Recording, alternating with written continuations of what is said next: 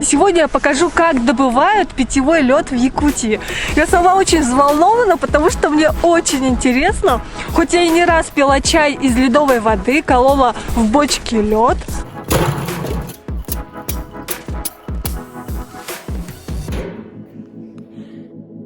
Но ни разу не видела процесса вживую. И сейчас совершенно спонтанно мы увидели добытчиков льда. Я уже договорилась, чтобы их поснимать, они не против. Пойдемте. Это делянка на протоке реки Лены. Здесь вода промерзла основательно. Ну, не до дна, конечно, но почти до полуметра.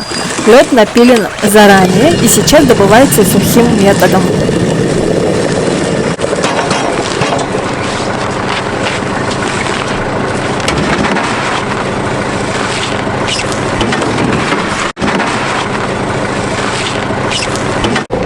Большой тетрис.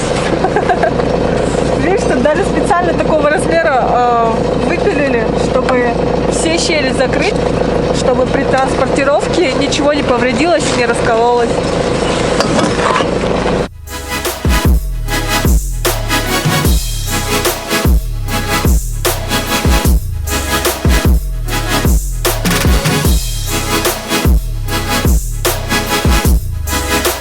Вот, ребят, мы только что познакомились, это Вадим. Они с отцом уже много лет занимаются добычей льда. Расскажи свою историю, как это все произошло. Ну, начнем тогда историю с отца. Он все это сам начал, да, работать, так тяжелая физическая работа. Он работал на очень хорошей работе, но в связи со состоянием здоровья он ушел рано на пенсию. Вот. А мы тогда с сестрой были очень маленькие, ну, семью нужно было кормить. Он продал иномарку и купил себе грузовое средство, вот грузовик. Вот этот, кстати, он первый.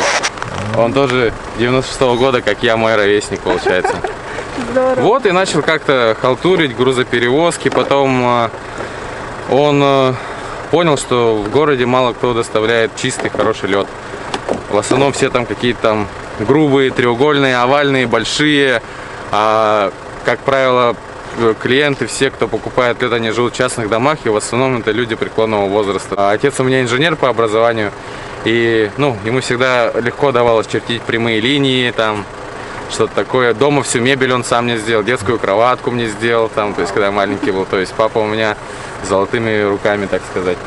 Ну и все, купили пилу, начали как-то сами. Я был таким маленьким, 12-летним ребенком. Сначала приезжал, просто помогал ему снег чистить, и играл в снежки, лепил снеговиков здесь, вот на нашей реке. Ну и потом с годами я как бы окреп, ну и стал уже помогать отцу. Даже в минус 50 вы выезжаете и заготавливаете лед? Ну, звонок поступает нам на рабочий номер, но мы, соответственно, одеваемся, чай пьем, кушаем, тепло одеваемся, ну и едем. Машина полностью готова, как бы внутри в минус 50 мы сидим там в футболках, то есть как бы вообще, ну, тепло. А до какого месяца? Ну, мы работаем до апреля. С октября? С октября до 10-х числах апреля. Понятно. А Вот летом так. что, лед у вас есть в ледниках? Ну, в ледниках у людей, может, есть, но летом мы занимаемся другой деятельностью. Лед абсолютно идеальный, голубой, почему? чистый. А вот как вы добились того, чтобы... Я знаю, что там наледь такая, вот такие кубики со снегом. Ну, здесь это- у вас прям чисто. Как? Но это благодаря многолетнему опыту, потому что добыча льда сама по себе является очень трудоемким процессом. Это сейчас легко, потому что ну, лед уже толстый, поэтому его вытаскиваешь без воды на сухую. То есть он получается ровный, как таковой наледи там ну, быть не может. А самый тяжелый момент это когда вот октябрь, вот ближе к Новому году лед достается из воды, то есть ты аккуратно пилишь из воды, вытаскиваешь, и там очень много тонкостей, как правильно его вытащить, чтобы лед именно оказался такой же, который он был в начале вот между снегом и вот водой, получается, таким голубым. Вот, у многих, я вот заметил, сколько мы работаем, единицы, включая нас, возят кристально чисто голубой круглый год. Вот. Ну и мы всегда заботимся о состоянии людей. Мы вот при желании делаем маленькие кубики для пенсионеров, а те, кто покрепче, можно и поздоровее, по высоте. Также мы занимаемся доставкой фигурного льда. Работаем с организациями. Для скульптур? Для скульптур, да, вот мы в этом году тоже делали. Также с нами работают несколько компаний по доставке питьевой воды бутилированной, но они, получается, топят нашу ледяную воду. Этот лед мы отправляли на экспертизу в Москву, мы заработали 2 медали. Вау! И, ну, такая доставка воды есть по доставке ледяной воды именно. Здорово. Талой ледяной воды. То есть, ну, для организма она очень полезна, ее можно пить круглый год в сыром виде, то есть с животом никаких проблем не будет. Даже если вы затарите, грубо говоря, в бочке, и она простоит там все лето, даже под палящим солнцем, с ней ничего не случится. Она также будет вкусно пахнуть, она очень мягкая вода, полезна для маленьких детей, для мытья, для кожи человека, то есть вообще полная. И там очень много витаминов, потому что вода, она живая. Вот она вот замерзшая, новая, как новая жизнь получается. Нет ничего там плохого, бактерий никаких. То есть всем советую. YouTube канал Вика. Вот. Вика Андреева. Вика Андреева. Якутяне очень предприимчивый народ. Я очень горжусь этим. Саханет. Ура, Айхал. Спасибо. Спасибо большое, Вадим.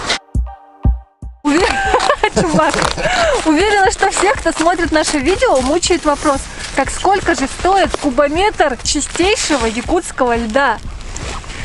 И я сейчас вам предлагаю, прямо сейчас, да, в комментариях написать свои варианты ответов. У вас есть несколько секунд, и потом появится ответ. Прямо сейчас пишите.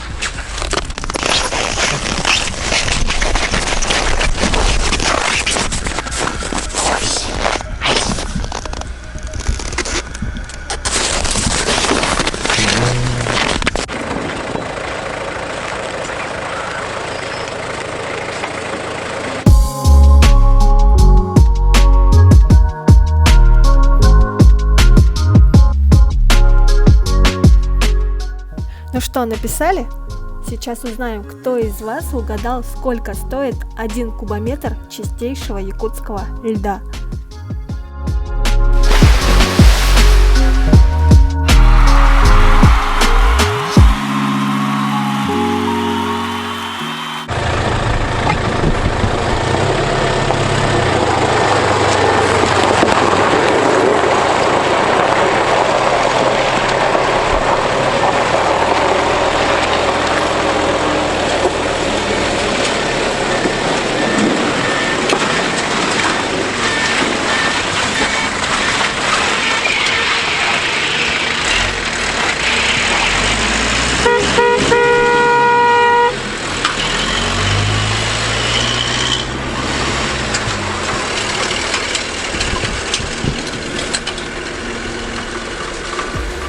Большое спасибо за просмотр. Ставьте лайк, подписывайтесь на мой канал и делитесь с друзьями этим видео.